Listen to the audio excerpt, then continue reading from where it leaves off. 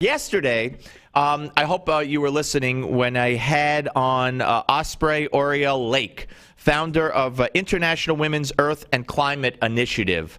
And I was looking forward to a real robust interview with somebody who at least had some facts or thought what appeared to be facts or could be interpreted as facts to represent her point of view on global warming. She didn't. And here's a portion of that interview before we get to our guest, Marc Morano, who I believe is mentioned in this clip. Here's cut 33. Anytime the trajectory of the temperature of our planet is heading in the right direction is a good thing. But here's the thing. 97% of climate experts agree that humans are causing global warming. That's absolutely untrue. That is absolutely. I'd like to ask you, where do you get 97% from? The last decade, according to scientists, between 2000 and 2009 was the hottest on record. Okay. Where do you get your 97% of scientists figure from? I'd like to know. Let me just finish for a minute. No, well, you made a statement. I'd like to know where you get your facts from, your so-called facts. Where do you get 97? So you mean only 3% of scientists don't believe in man-made global warming? Really? I said of the climate scientists, and a good site that I use is called Skeptical Science. People can go there online, and it goes into a lot more detail, which is different from all over the world. They have different scientists who weigh in, and it's called Skeptical Science. I go to climatedepot.com, run by Marc Morano, who constantly has reports from scientist after scientist, after climatologist, after meteorologist, disagreeing with probably everything on your sites. All right, there you go. I gave a nice, unabashed plug to our guest coming up right now, Marc Morano. Hey, Marc, how are you, sir? Hey, great. Thank you very much, Steve. Your check's in the mail for that free advertising. Well, you are the Bible for dispelling these crazy global warming notions and misinformation and disinformation, and leading into her interview yesterday. I played Al Gore 6 years ago, claiming that in 7 years, all the ice caps were going to melt, and of course, NASA reported, which was posted on your site, that they've increased 60% in the last couple of years. Yeah, from the last year's low, we're now up, 60 at times, depending on the day of the week. We're up to near 70% increase in ice extent. And the Antarctic, the South Pole, just 2 days ago or 3 days ago now, broke its all-time satellite record since the 1970s for sea ice expansion. So both poles are doing well. Global sea ice is way up. And again, Al Gore, the BBC, others have predicted ice-free Arctics either this year or next year. So far, their predictions have not come true.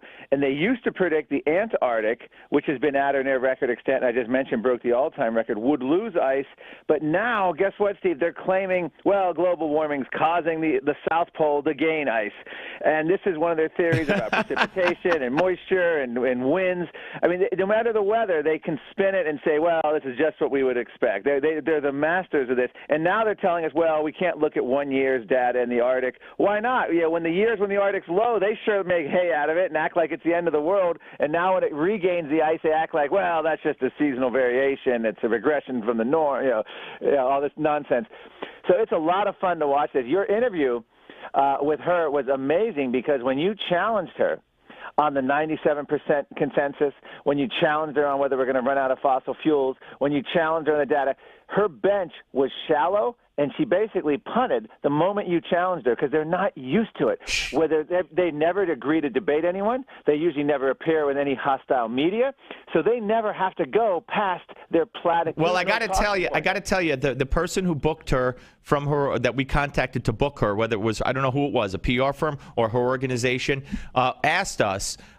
We know that Steve back in 07 or whatever, maybe they watched a YouTube video or something, was anti-global warming or didn't believe it. Does he still hold the same views? So we answered her just saying Steve is a skeptic, but he welcomes a very comprehensive debate and conversation. So I went into it that way, and I was hoping, I don't know much about this woman or her group, but again, every time I challenged her on one thing, she went to the next and wound up with, yeah, but we have to act because look at the asthma rates. So it's down to that, down to asthma rates. That's why we need to quote unquote combat quote unquote global warming.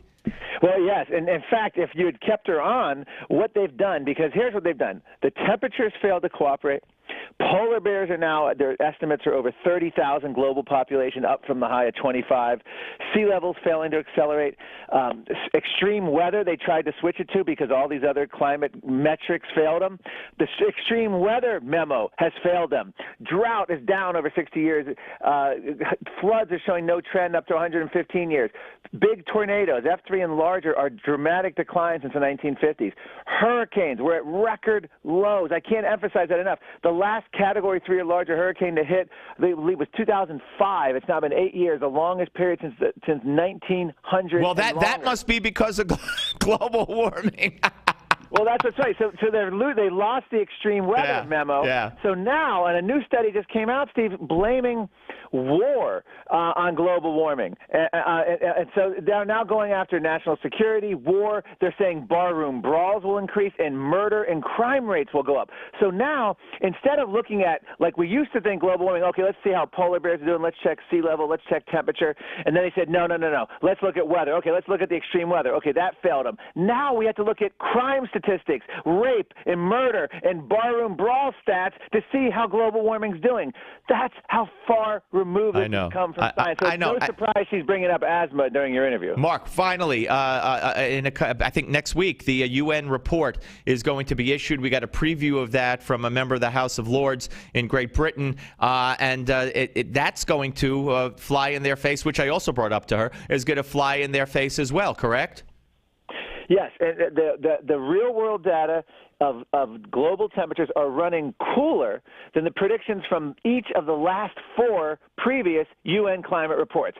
They are not only failing, they're failing spectacularly.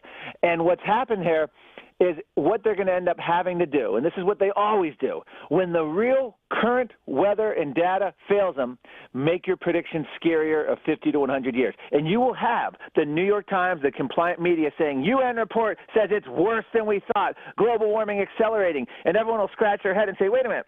We're not warming for at least 15, 16, 17 years. We've actually been cooling since 2002. There's no acceleration. Go through the whole litany of nothing happening. And you know what they'll say?